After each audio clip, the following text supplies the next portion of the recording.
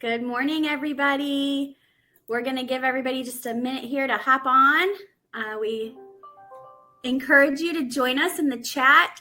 Let us know where you're hopping on from. We have the amazing Bobbie Howe with us today. We'll get into a formal intro here in just a moment. But I know Frank from USA Mortgage is on here. He's got a big group of realtors with them today. So hello, Frank. But yes, just hop on in the chat. Let us know where you're joining from. And we're going to get started here in just a minute. Good morning, Sherry. Oh, Sherry. We have Sherry from Missouri is here. All right. So if you're just joining us, go ahead and let us know where you're joining from in the chat. It's Katie Otto with USA Mortgage, VP Realtor Relations, and we have Bobbie Howe with us today. We're going to do formal introductions here in just a second so Bobbie can get into her presentation. But just want to give everybody a minute to hop on. Let us know where you're joining from in the chat. I know we have Sherry from Missouri so far. And Frank from USA Mortgage has a big group. I see Chris Rhines from Ohio. The Ohio group is here. They always have a big group. And so we are happy for them to join us today. Oh, Frank, there he is, Chicago area, Northwest side. All right, so if you don't know Bobbie Howe, you're missing out. We are really, really lucky here in Missouri. Bobbie Howe is on our leadership team at the state level, and she is just a joy. This presentation is so impactful. I've seen it a couple times, so I'm excited for everyone else to be able to see it as well. She is a second-generation realtor, super involved. I think she said she's an association junkie. That's one of her passions. What she does for fun, she says, running marathons and being an association junkie. I'm like, you might need this presentation for yourself, Bobbie. Okay. Chris Ryan says he's in Panama City Beach, Florida today. So he must either be traveling or have a group down there. So welcome from Florida.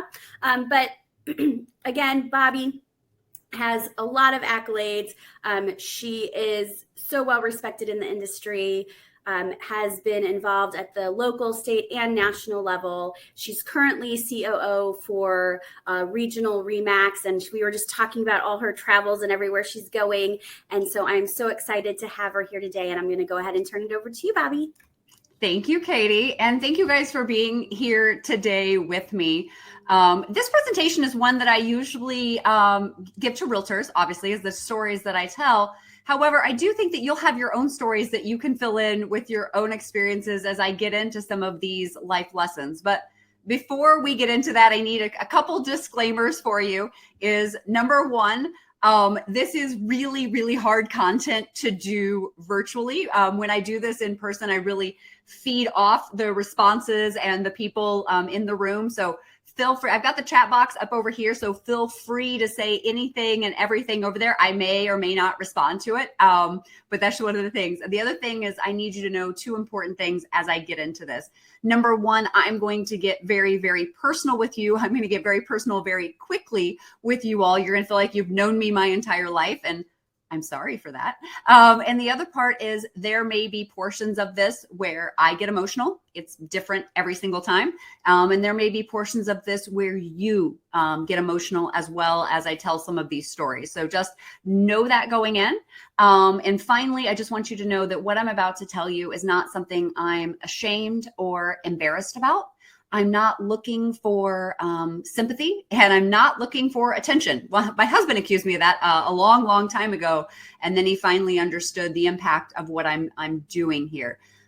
Quite frankly, what I'm about to share with you is a story that I feel that I have a duty and an obligation to share with as many people so that they don't have the same experience that I have had in my life. But in order to tell that story, I've got to tell another story first. If you have children and they read the Captain Underpants books, it's in order to tell this story, I've got to tell that story. And that's exactly what I'm about to do for you. So as Katie mentioned, I'm a second generation realtor. My mom was in real estate, but before that, She grew up on a dairy farm here in Northwest Missouri. It's actually about 2 miles south of my house. If I stood on my roof, I could probably see it. But she was the only girl with 3 brothers. And one day when she was 12 years old, she went out to the dairy barn to get something. And when she got there, she discovered her father, and she discovered he had taken his life. And in that moment, everything changed for my mom. She, at 12 years old, had to immediately be a mom to her 3 brothers. On some level, she had to be a mom to her own mom, who was struggling coming to terms with what this meant for their family. My mom went on to graduate high school a semester early. She married my dad. She never went to college, and she was told she would never have children. And yet here I am before you today. And my mom then went on to work a wide variety of jobs because she didn't have a college degree. My mom was not the smartest person in any room that she was in, but she was always the hardest worker of anyone I've ever known my entire life. She worked as a forklift driver in a cardboard factory. What was really funny about that time was my dad, my mom, and my stepmom all worked at the cardboard factory together at the same time. And then she went on to become a school bus driver. And this is before school buses really had laws. And I used to sit on the little platform right next to where she would drive. And then she went on to break and train quarter horses. She became a bodybuilder. And at one point in time, she started as a bank teller. And it's when she was a bank teller that she met this gentleman named Clarence, who would come into the bank on a regular basis and make these large deposits. And she kind of struck up a friendship with Clarence, and she discovered he was a local real estate broker.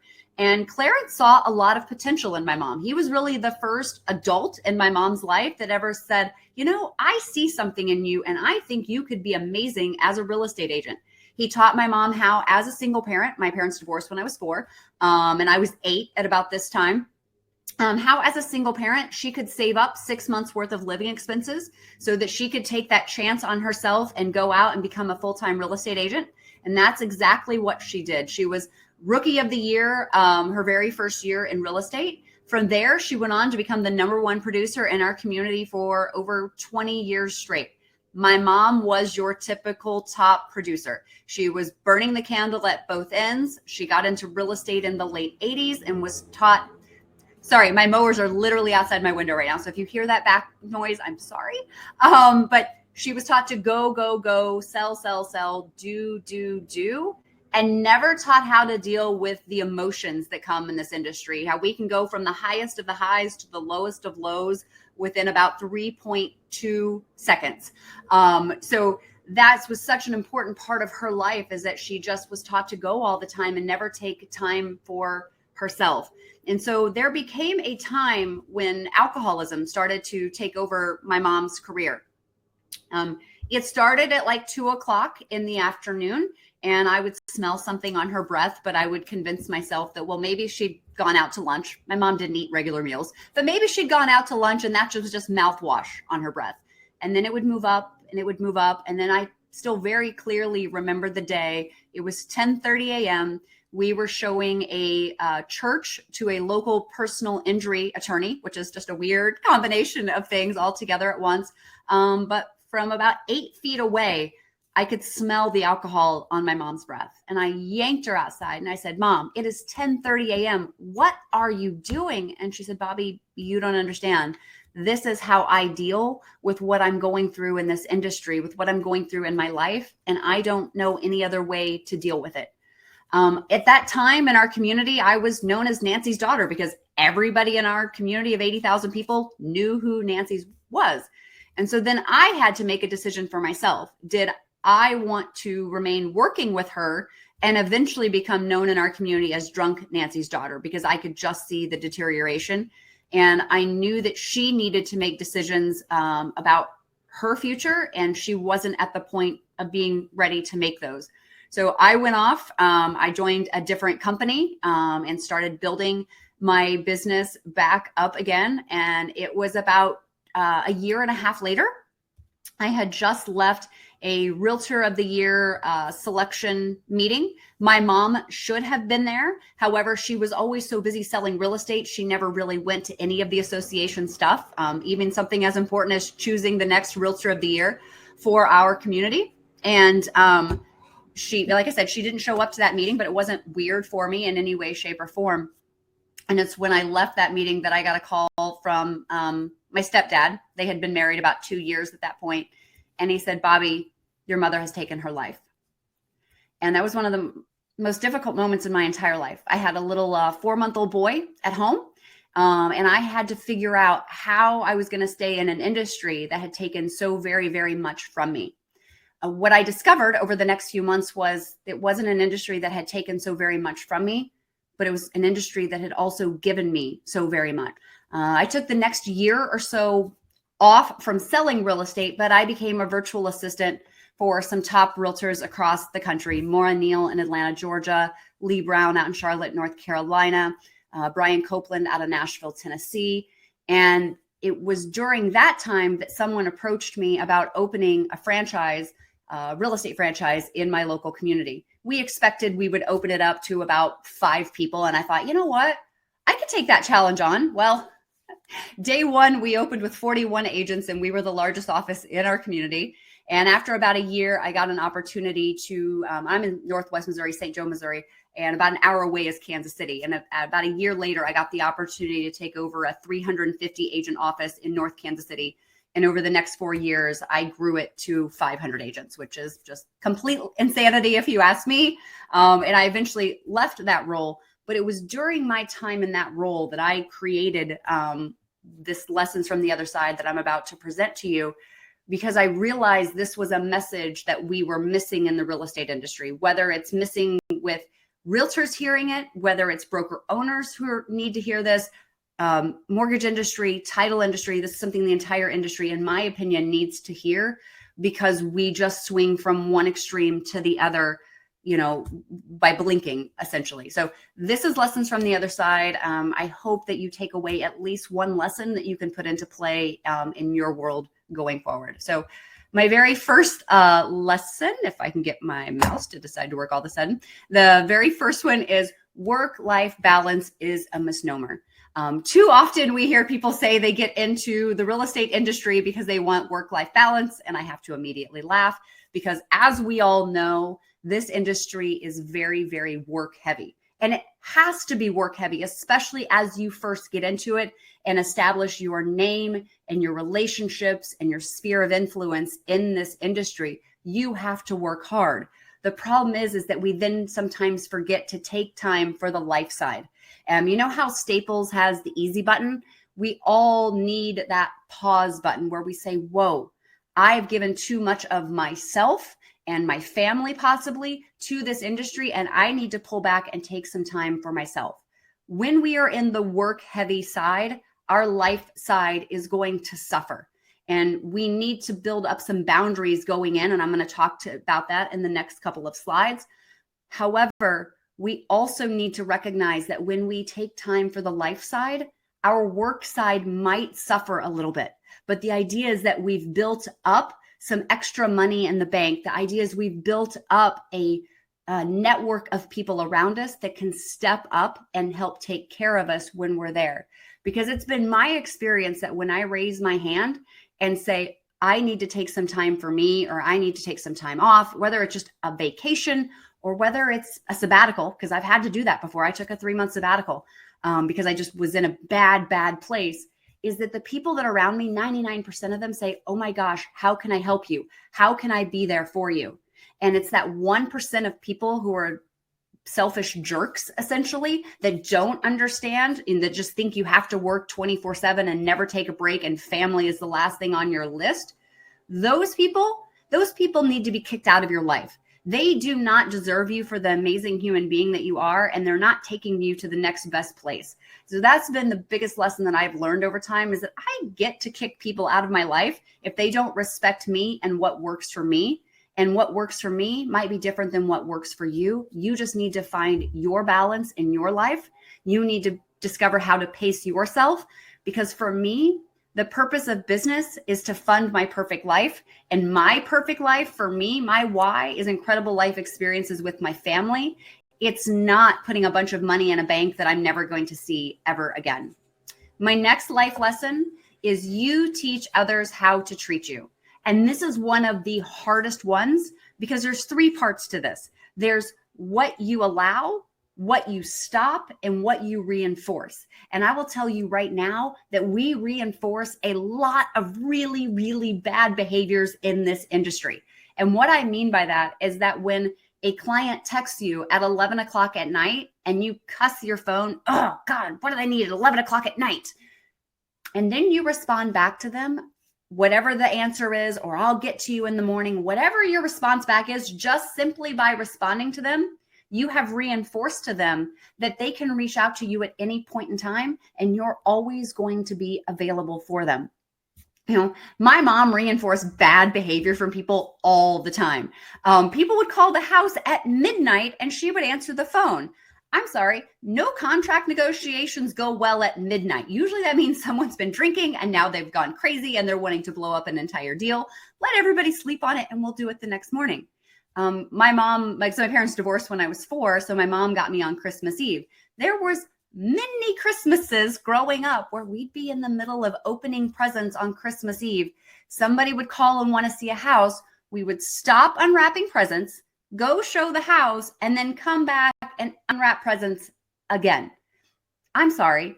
No one needs to buy a house Christmas Eve or over the winter holidays. They may, or on the actual holiday itself, they may be under some obligations to buy something during that couple of weeks they have off because they have a job transfer or whatever. But no one needs to actually buy a house on Christmas or whatever holidays you choose to celebrate.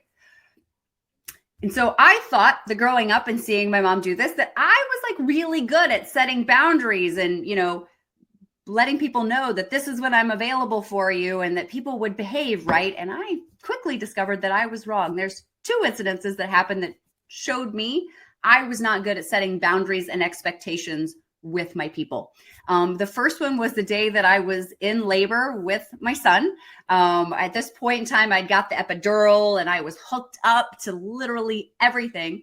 And one of my clients that had just gone under contract on a property the week before needed to get in that day to measure for carpet. And I said, sorry, in the hospital, can't really leave right now, but I have someone lined up who will let you in and you can get your measurements, no problem. And she said to me, but Bobbie, you're my realtor. You're supposed to always be there for me. And I was like, yeah, literally cannot right now. And she kept going back and forth with me till finally my husband took my phone and texted her and said, she'll get back to you once she has our son.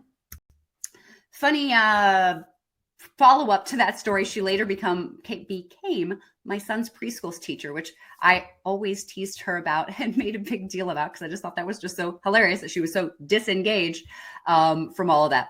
And I never thought anybody could be more bold than her, except it was the day of my mom's funeral. It was one of my mom's clients, and they needed to see a house that day.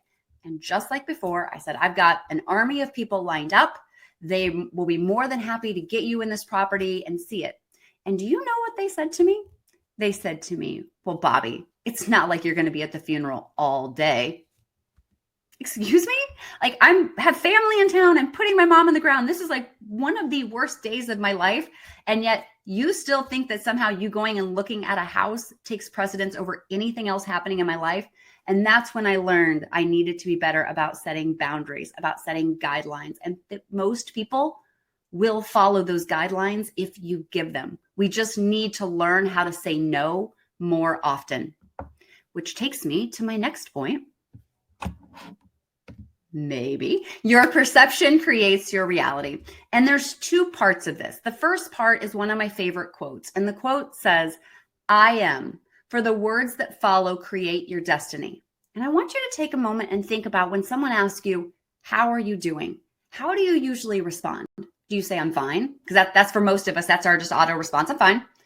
Do you say, I'm tired, I'm sick, I'm whatever? If you put anything mediocre or negative, that's the best you've guaranteed your day to be, because the mind is a very, very powerful organ. And when I say I'm tired, I just guaranteed the rest of the day, the best I'm ever going to be is just I'm tired the rest of the day. And I'm going to feed off that energy of tiredness. What I say when people ask me how I'm doing, because quite frankly, I say it because it's a pattern interrupt, but now it takes on new meanings. I said this before I lost my mom. When people say, how are you doing today, Bobbie? I go, I'm alive.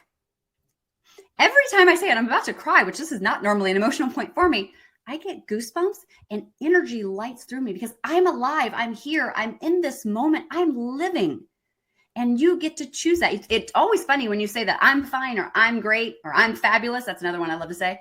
People turn and they go, wait, what did you just say? Because they were ready for something else. So change that pattern interrupt. It will give you more conversations with people. But the other way that your perception creates your reality is with, do you come from a place of scarcity or do you come from a place of abundance? God love my mother. She was one of the most scarcity-based people I ever met. And for example of this, she never knew where her money was going to go because it was just going to magically disappear. And even though she was a top producer, she still bought not Sam's Club. She still bought Walmart brand. Oh, my brain. So whatever that is. Members Mark, not Sam's Club. Sorry. Anyways, she bought Walmart toilet paper, like the super, super cheap toilet paper. Woman could afford some Charmin. And yet she still bought like the cheapest toilet paper there was out of there because my mom was very scarcity based. You know, it was during this time with my mom that we had some of my least favorite clients that we ever had, Marcy and Jean. And if you know Marcy and Jean, I'm sorry. And hopefully they're not on here. I just realized that. I think Marcy eventually got into the lending industry, but I'm fairly confident she's not a part of this group here. But if not, she's going to know what a horrible human being she was. On the surface, they were fine people, but at their core, they were horrible human beings. Over the course of 7 years, my mom and I got them under contract 5 different times. And every single time that we got them under contract, the very next morning, they would call us and say, you know, we thought about it overnight, and this just really isn't the house for us. We need to get out of the contract. And every single time, my mom and I would get them out of the contract, and we would get their earnest money refunded back to them. And after like the second time, I had a conversation with my mom, and I said, why don't we let Marcy and Jean go for, I don't know, clients who actually want to buy and sell real estate?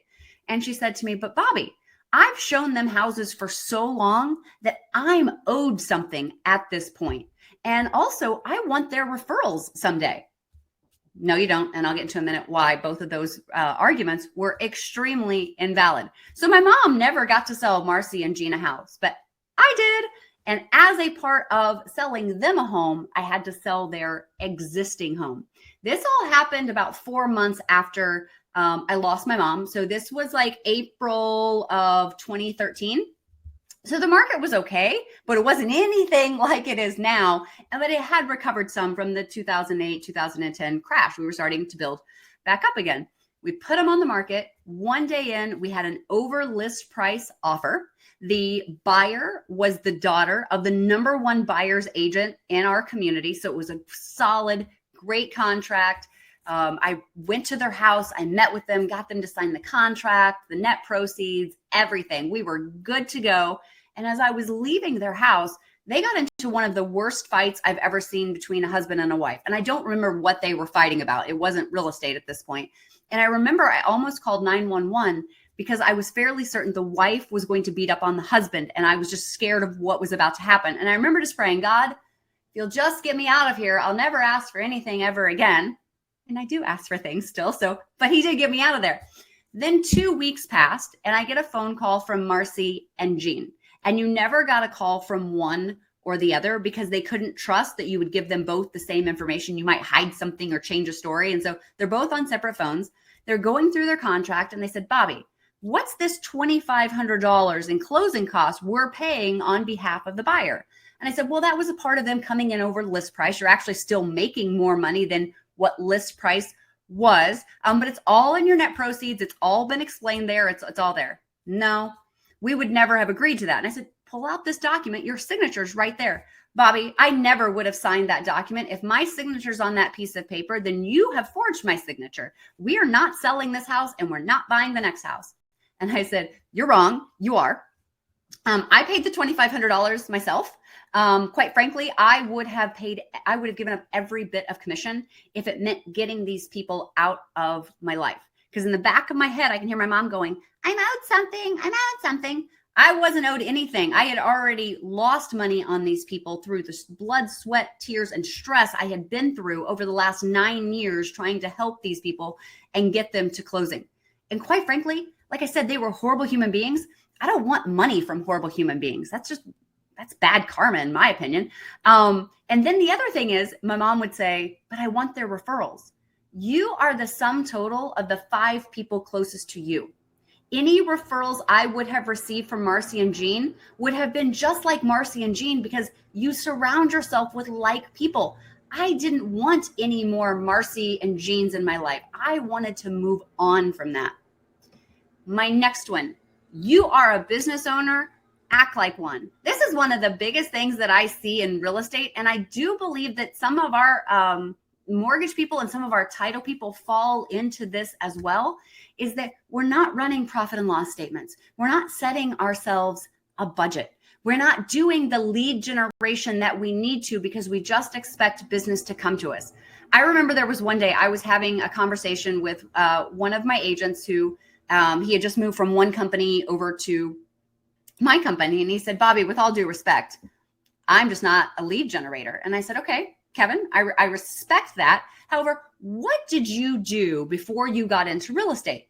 Well, I was the CEO of the hospital over there. And I said, great. How did the hospital keep its doors open? And he said, well, we had a marketing department. We had this and we had that. And I said, and how did your message get out? And he started going into, he's like, oh, we were generating leads by doing that. And I said, absolutely you were. I said, Kevin, we're sitting in a Caribou Coffee. How does Caribou Coffee keep their doors open? Same thing. I can tell you the health of your business based on the number of leads that you're generating into your business. Your business is either growing, staying stagnant, or slowly dying if you are not out generating leads and generating business. It's the one thing that no one likes to do, but we all need to do it. And I'm going to liken this. Katie had said earlier in my bio that I like to run marathons. I do. I'm crazy. But what you might find out is that I actually hate running. I don't like getting out of bed to put on my clothes. I don't like walking out the front door. I don't like the physical act of running itself. I think running sucks, quite frankly. However, I like the benefits that I get from running. I like how it helps my mental headspace. If it's been a few days since I've been a run, my husband will be like, Bobbie, go run. You need that to clear it. I like the physical benefits that I get from it too. It's an emotional, mental, and physical thing running for me. Lead generation, same thing. I don't like lead generation. I think lead generation sucks, but I like what I get from lead generation when I do it on a consistent basis. So we need to get better about doing those activities we don't like to do. And the other reason why I say you are a business owner is because of this concept from Robert Kiyosaki's cash flow quadrant. He also wrote Rich Dad, Poor Dad, fabulous book. And if you've not read Cash Flow Quadrant, I highly recommend that you read it. You'll notice in the upper left-hand corner, you have E for employee, and that's someone who has a job. The bottom left-hand corner in the blue is a self-employed, and that's someone who creates a job. I hear a lot of people in the real estate industry say they are self-employed. I think they're the top right corner, which is B, orange, the orange B for business owner. And that's someone who has a system and people work for them. And then in the bottom corner, the bottom right corner, the orange, investor. And those are people whose money works for them. The reason this business owner concept is so important is that 95% of Americans are over on the blue side. They're either employees or they're self-employed, leaving just 5% of Americans to be business owners and investors. However, the wealth in America, 95% of it is over on the orange side. If you want to create generational wealth, intergenerational wealth, if you want to create a legacy that lives long beyond your time here on earth, you will recognize that you are a business owner. You'll probably get some investments along the way too, and you'll operate out of those quadrants versus operating from the place where you're probably not going to create the wealth that you truly do want for you and your family. All right, my next one is face your fears. And fear can stand for one of two things. It can either stand for forget everything and run, or face everything and rise. For all of the examples that I have given up to this point, there were ways that my mom failed. When it came to fear, My mom was fearless. She achieved the things that she achieved in her life because she wasn't scared. It was a time whenever my mom was a cliff diver until she crushed her tailbone. I mentioned earlier that she then later went on to break and train quarter horses. And that was until a horse kicked her in the jaw and it completely shattered her jaw. And then she got into the point of being in bodybuilding. And in 1989, I'm probably getting the year wrong, 1989, she hadn't been in real estate for very long. She won Miss Missouri in bodybuilding. The day of competition, she had 3% body fat. Now, she didn't have a proclivity for any of those things, breaking and training quarter horses, bodybuilding, or cliff diving. And yet she wasn't scared. And she took that fearless attitude into real estate, knowing there were going to be doors slammed in her face, and that's okay. She would push through anyway. Growth happens outside our comfort zone. We have to learn how to become comfortable being uncomfortable in those moments, because those moments take us to the next place in our life. A quote my husband gave me a long time ago, and we've tried to track down who said it, and I still to this day can't find it, but it's one of my very, very favorite quotes. And it's, worry is interest paid on a debt that may not become due. And I love it, because how much time do we spend worrying about things that never happen? Either they never happen at all, or they never happen to the extent that we thought they would happen. So many times we hold ourselves back from really great things because we don't know what's on the other side. One of the biggest lessons that I have learned in my life and through my mom's example is to fail forward. I make mistakes all the time, but I learn from them and I use them as a growth. It's this example right here, which if you have any friends that are in the KW system, this is an image from KW, but I've taken it and used it in so many areas of my life. Is you have E down in the bottom corner for entrepreneurial style. You have P on the upper corner for purposeful style. The way most of us operate in our life is entrepreneurial style. We do what comes naturally to us. You know, when we talk about entrepreneurs, we usually say it in a very positive manner. He or she is an entrepreneur. But if we truly think about true serial entrepreneurs, what do? They jump from opportunity to opportunity to opportunity because they get excited about this opportunity and it's going along until they hit a roadblock. It doesn't go the way that they thought it would. And so then they start to get some little disappointment about it. And then they start to resign that, well, maybe this is the best that it's ever going to be. Then they see a new opportunity and they jump to it until they hit that ceiling of achievement again. I did this when I was running my office of 350 agents.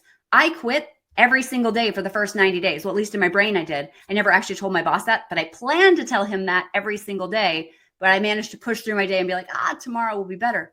But then I started instituting some training, coaching, and consulting that helped me push through the unknowns, what I didn't know. And what I discovered was not only did I push through that ceiling of achievement, but I created a new floor for myself. I never went back to that bottom level. I never went back to who I was. And in the last 7 years, I have pushed through ceilings about 3 or 4 different times. Katie has known me for a while. And I think back to when I first met Katie, who I was then to who I am now. Katie may see me as the same person, but I don't see myself as the same person at all. I have had so many ceilings I have broken through and created so many new floors that I will never go back to the person I was. Too often we overestimate what we can get accomplished in 1 year and underestimate what we can do with our lives in 5 years. It's trite, but it's a true saying. You can completely reinvent your entire life in the next 5 years, and you can, because I've literally done it myself. My next life lesson, and this is literally one of my favorite ones. We're getting to the section where I say they're all my favorites, so just know that I love them all. Or I wouldn't have wrote them. Don't judge your insides by someone else's outsides. And this is a really tough one because of the Facebook world that we live in, the Pinterest perfect world we live in. Facebook syndrome is a very, very real thing because it's so easy to see all the great things going on in Katie's life. And all of her positive stuff, because Katie's always, I love Katie. She's just always so positive and she's just always so bubbly. And so it's very easy to see all the amazing things going on in Katie's outside life and compare it with all the stress and the turmoil that I'm going through in my own personal life, and then start judging myself based on that. But one of the things that we sometimes forget is that everyone's facing a private battle. Everyone's facing something that we don't necessarily see. and that comparison is the thief of joy. When we start comparing ourselves to others, we start tearing ourselves down. And as females, especially, we are really, really good at tearing ourselves down. We wouldn't let our best friends, our sisters, anybody that's close to us speak to ourselves the way we sometimes speak. They wouldn't let them speak to themselves the way we speak to ourselves. This is one of my favorite illustrations. It's called the iceberg illusion. And what everyone else sees is the success, what you choose to put out there into the universe.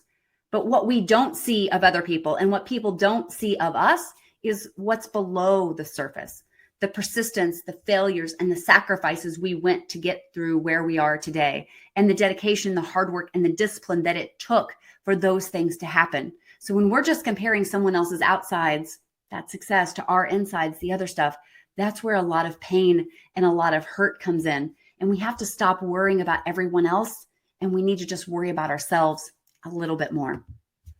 My next one, the struggle is real. And I know that's a trite saying. However, we need to become more vulnerable. We need to become more transparent. We need to raise our hand and say, I'm not okay. Because it's been my experience that when I raise my hand and say, I'm not okay, somebody else goes, oh, thank God, I'm not okay either. And we can share stories. Or they say, how can I help you? It gives people an opportunity to be there for you. I feel that we have a duty and an obligation to come together as a people. I feel like one of the problems we have in our society right now of everyone just bickering about each other is we're just so wrapped up in ourselves, and we've forgotten what it's like to care for someone else, to be there for them, essentially. You know, my mom's story is one that's very reminiscent of Robin Williams, Kate Spade, Anthony Bourdain, and now in the last year, I've had to add Naomi Judd to the list. Naomi Judd was one day away from being inducted into the Country Music Hall of Fame. By all outside appearances, she was living a great life, yet her insides told her something different, and she chose to remove herself from the world that day. Robin Williams was a comedian. He made us laugh. Surely he wasn't battling his own demons, and yet his laughter and his comedy was trying to cover up what he was actually feeling on the inside. My mom was the same way. My mom was the #1 producer in our community. Everyone knew Nancy was happy and loving and just full of life. And yet I always knew this is the way that her life would end. I didn't think it would happen when it did happen, but I knew the battles. I knew the demons that she struggled with. When everything went down, we went to her house and I asked the coroner if they would do an autopsy to see if she'd been on her depression meds. And her husband, 2 years, said, what depression meds? And I was like, are you kidding me?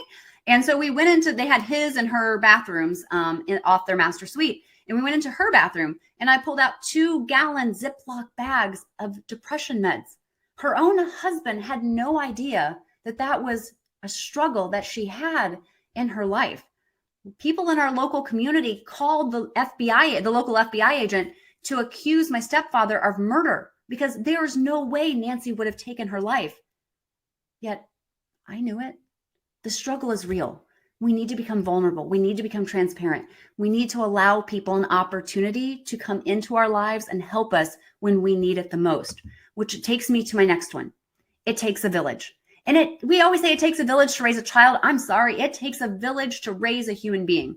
And I believe there's 2 parts to your village. There's the village you're a part of, and there's who's a part of your village.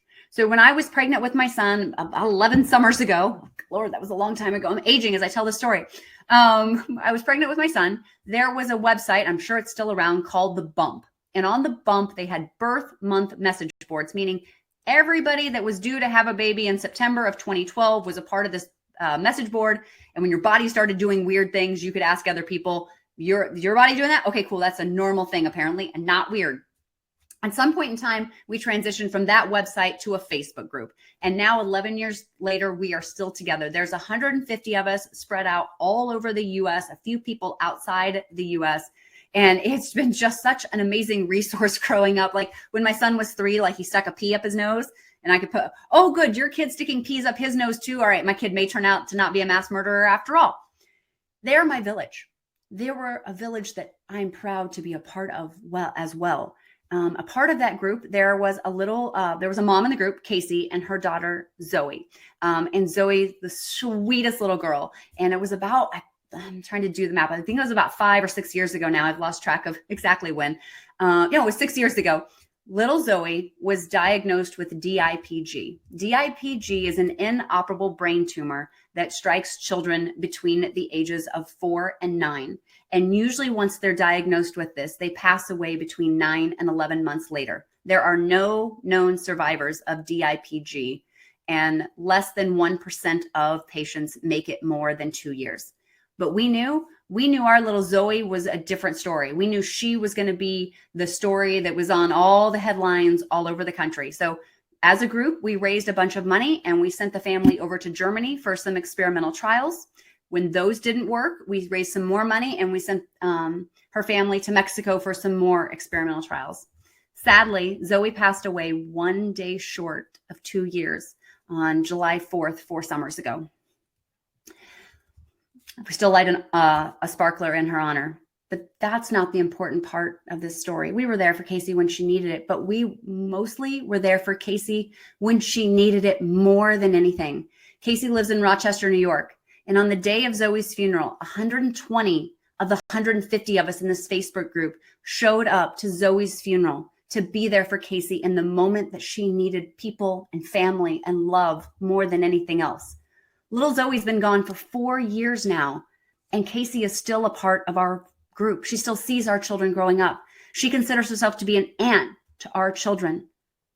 That's that village that we all need to be there for someone else. But then there's who's in your village, because they're there for me.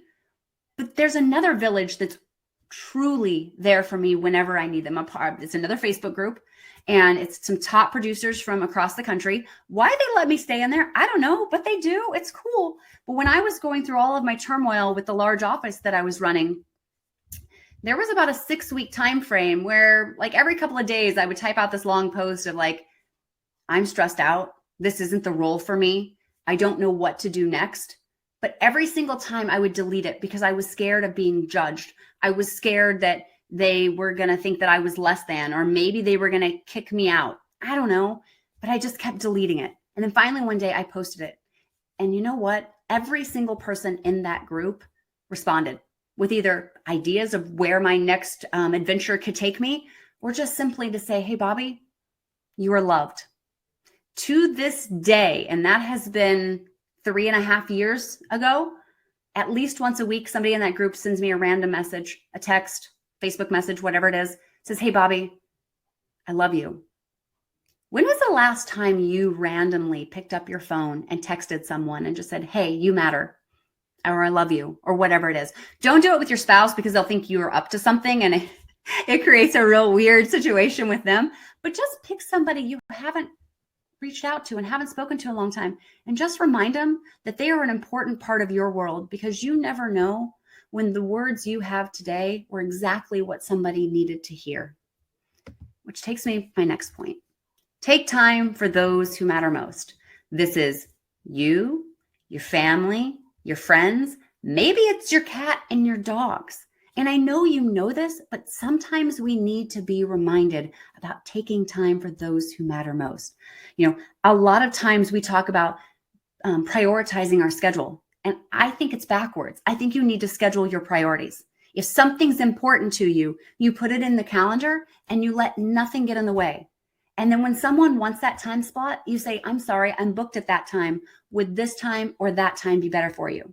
Because when you say, I'm sorry, I can't meet with you right now because my son has a soccer game, there is a certain segment of our population that will go, soccer game? Your kid's going to have 100 more soccer games.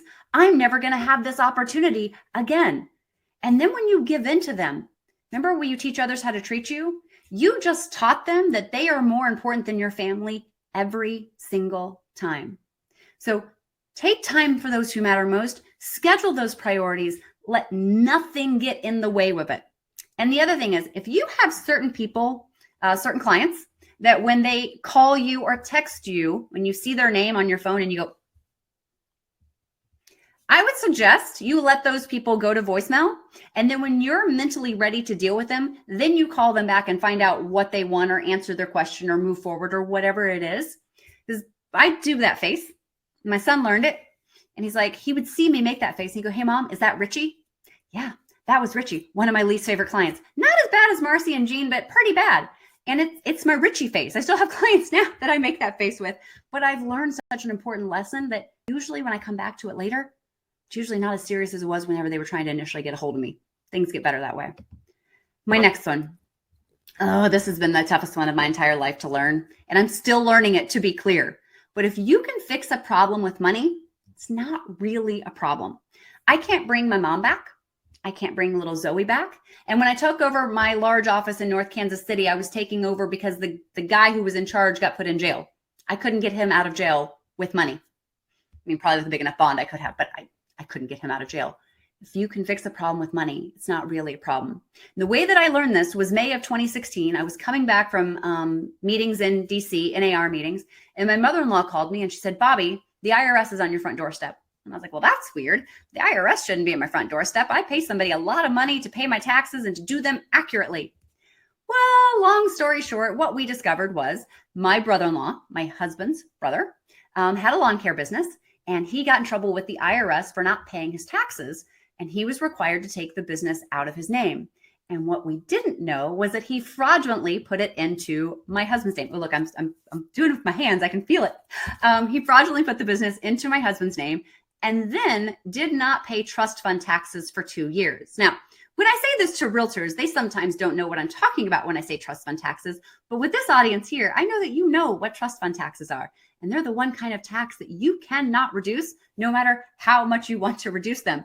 Essentially, what the IRS told me was that I had 30 days to come up with $68,000, or they were going to freeze all of my assets and do a full, complete audit on me. Well, you know as well as I do that audits for realtors never go well, even if you paid somebody a lot of money to do your taxes. So fortunately or not fortunately, or however you want to look at it, I had inherited an IRA from my mom when she passed, which was my son's college fund. So it cost me $93,000 to get access to the $68,000, but I did it. Then that was May of 2016. It was September of 2016, and I'm getting ready to head out the door and go to some state realtor conference. And I'm standing at the top of my stairs, and I look down, and I go, why is the linoleum glossy? And what I discovered is that my basement was flooding at that moment. When they built my house in the 60s, they had never installed drain tile around the house, and I was now flooding. And it was going to cost me $25,000 overnight in order to secure all the contractors that I needed in order to fix this leaking basement. And it was in that moment that I had a choice. I could either let this stress me out, which we all know money is the root of all evil, and it's some of the greatest stressors in marriages and life and everything like that. And I could let this get me down, or I could develop a new mantra. It's just money. I can make more. We are in a unique position in the real estate industry where we can go create money. We can go work harder. We can go close more files, and we can make more money because we are business owners. If you think back to that cash flow quadrant, the people who are employed and self-employed, they can't necessarily just go create more income from themselves by working harder and doing more, especially the employees in the upper corner. They're bound by whatever their salary or their pay or whatever is. We have a unique position. There's an update. The IRS came back again and wanted another $40,000, but I don't have time to get into that entire story, but it involved special agents with the Treasury Department showing up with bulletproof vests and guns on their hip. That was amazing. If anybody ever wants to hear that story, I'm more than happy to share it with you. My next one, travel expands you. Travel gives you an opportunity to put yourself in the right place at the right time and have some amazing experiences. I told you there was a time when my mom, my dad, and my stepmom all worked at the same cardboard factory. And so they would change off custody of me in the break room. And back in the 80s, the machines that were in the cardboard factory, they would fly in people from Japan in order to fix those. So I started having these great conversations in the break room with the workers that came over from Japan. They taught me how to do mazes. You start at the finish and you go back to the start. And they also gave me yen. And that developed my desire to want to go travel, to go see the world, because I was surrounded by factory workers who lived their life by clocking in, clocking out, going home, and rinsing and repeating the next day. My mom, even when she became a realtor and became successful, she wouldn't even take time to go on vacations because she might miss the next client who was coming along. Well, I had the opportunity when I was in college to go spend a summer living in Mexico, and my entire world changed during those 12 weeks that I was in Mexico. But I still remember my very, very favorite part of that. And it was, we had one day every day we'd beg our professor, can we take a field trip? And most of the times our professor would ignore us, but we did take a couple of field trips. But my favorite field trip was we lived in a town called Cuernavaca. We were about an hour south of Mexico City. And we wanted to go to this town called Jojutla. Now, in order to get to Jojutla, you got on like a Greyhound type bus, and that took you to a smaller city. And then you got on a school bus, and then they took you to the town of Jojutla. But to get to what we wanted to go to, you had to get in the back of a farmer's truck, and he would take you out there. So Jojutla is the middle of the Mexican desert. What they have is this amazing water park. Where they get the water in the desert, I'm not sure. It's not really important. And we had one of the most amazing days of just playing in a world where we were all alone, doing our own thing in the middle of nowhere. But I learned so much confidence. I learned so much about the people around me that I understood that we need to travel more because it expands us. It expands our world. And there's a quote from Mark Twain. It's one of my favorite ones. And it's, travel is fatal to prejudice, bigotry, and narrow-mindedness. And many of our people need it sorely based on these accounts. Broad, wholesome, charitable views of men and things cannot be acquired by vegetating in one little corner of the earth all of one's lifetime. So I challenge you, get out, see the world, let it expand you. I have just a few more to go, but this one, your health is your most valuable asset. And that's not just your physical health. It's your physical, mental, emotional, spiritual health. It's all of us. Because if we don't have our health, nothing else we do really matters because you're not going to be able to experience it and enjoy it. I'm talking about taking care of your emotional and your mental health by doing journaling. I'm talking about taking care of your physical health just by going out and walking around the block if you're not currently doing anything, and to do it consistently. I just finished up a thing where I joined a challenge. It was a Facebook group. You got kicked out if you didn't do the, you had to run 1 mile a day, post a selfie, and post your stats of how long it took you to do it. And I did that for 100 days. Actually, I did it for 135 days straight so I could stay in the group. What I discovered during that 135 days was that I could always create 10 minutes during the day for me. Because too often we think about working out and we let the day get away from us. Like, oh, I just don't have time to work out. I might as well not. But just by devoting 10 minutes a day, I actually took my pace, my running pace when I started this was like 10 minutes, 20 seconds, which is decent-ish. It's not fast by any stretch of the imagination, but it's decent-ish. By the end of the 135 days, my pace was down to 8:05. I improved my pace by 20% in 135 days just by spending 10 minutes a day on me. And if you would just spend 10 minutes a day on you, you would see dramatic improvements in all the areas of your life, quite frankly. I've got 3 more. Never stop growing. If a plant's not growing, what's it doing? It's dying. You are the same way. You need to be growing, whether it's reading books, whether it's learning a new skill, whether it's attending an educational class. Never stop growing and continue to give yourself the advantage of moving up and breaking through ceilings and finding your new floors and just reinventing yourself. There was a quote in a book. It's called Influence, The Psychology of Persuasion. Excellent book. But one of the quotes in the book very early on says, if you want things to stay as they've always been, things have to change because the world around us is changing. We have to keep changing and growing if we want to keep the status quo of what we already have, and even more than just status quo. My next one, it's not all about you. Do you come from a place of contribution or do you come from a place of cooperation? We all know those dramatic people on Facebook that's always like, I need thoughts and prayers as they vague book, and they just want to make everything about them. I'm reading a book. Actually, I just finished it. It's right here. It's probably going to be really hard for you guys to see it, but it's called The Adult Children of Emotionally Immature Parents. You didn't have the greatest relationships growing up. I'm going to highly recommend Adult Children of Emotionally Immature Parents. What I discovered, what I always knew growing up was my mom liked to compete with me, always. And I never understood it until I read that book. And it's because she was emotionally immature.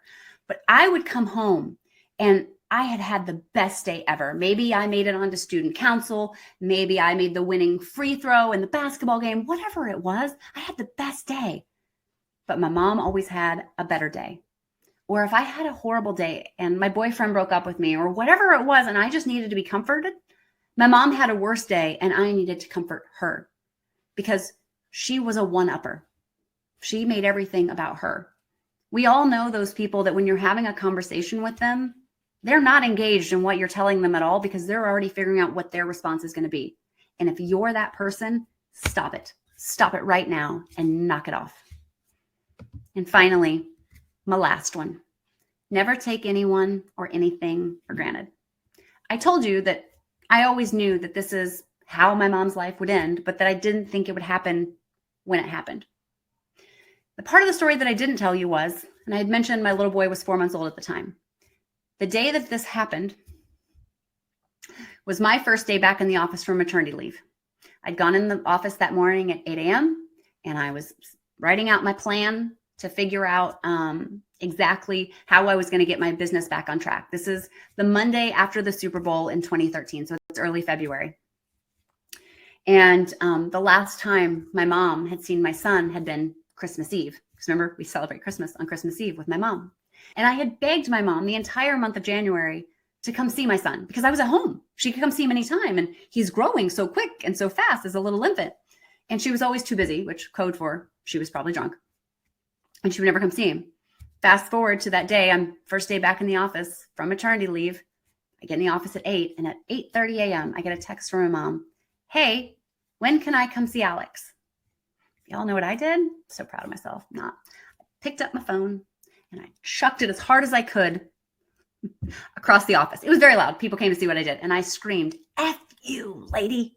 Now, I'm a responsible human being. So I picked up my phone and I texted her back, thank God, that said, anytime you want to see him, I will make him available to you.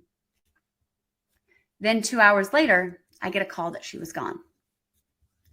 I have to now forever live with the fact that my last visceral reaction to my mother was one of pure anger and pure hatred because I hated her in that moment. I was so mad. Now, my saving grace to myself is that she didn't know that, but I do. And that's what mattered because in that moment, I took her for granted. I took for granted that I would have an opportunity to show her my grandson. I took her grandson. I took for granted that there'd be another time to hug her or to tell her I messed up, but I didn't ever have that opportunity. I thank you guys for being here today. This has meant the world to me to be able to present this to you guys and to share it with you. If you have any questions, I'll take that, but I'll be honest, most people usually don't have questions and I don't see anything happening over in the chat box. So Katie, if you want to jump back on with me, you're more than welcome to and wrap it up, but it looks like we're mostly out of time anyways. Oh, thank you, Bobbie. That's just amazing presentation. So yes, if anybody has any questions here while we're wrapping up, feel free to put them in the chat. Just again, it's Mental Health Awareness Month, and so that's why we thought it was important to have Bobbie do this presentation. She does a lot of other presentations as well, and maybe we'll visit those later. Oh, Liz Smith was on. She said, thanks for sharing your story. So hopefully we'll have her back again for the speaker series. And she has so many exceptional presentations about growing your business and things like that too. But I think this is the foundation for, the rest of it, right? So I thank you, Bobbie. I know I'm sure everybody else thanks you. And yeah, and USA Mortgage speaker series next month, third Thursday in June at 11 Central. We have Barry Habib from MBS Highway coming. And so that will be very interesting. I have allergies going on. I apologize. He's going to be talking about home prices, rates, inflation, the jobs market, tools to increase listings at the point of sale, and why housing performs well during the recession. So we'll be talking about business next month. I think this was a good break. I always take away something, as I've said, I've seen this before, but I always take away something new from it for sure. And also revisit a lot of the things that when I hear them, I go, oh, I definitely should be doing that. And then you get life, right? Life happens and you kind of get away from it. So I always think it's good to hear it again and, hopefully implement some of the things that Bobbie shared with us today. So thank you everyone for joining us. Have a great day, Bobbie. Hopefully we'll see you soon. Bye.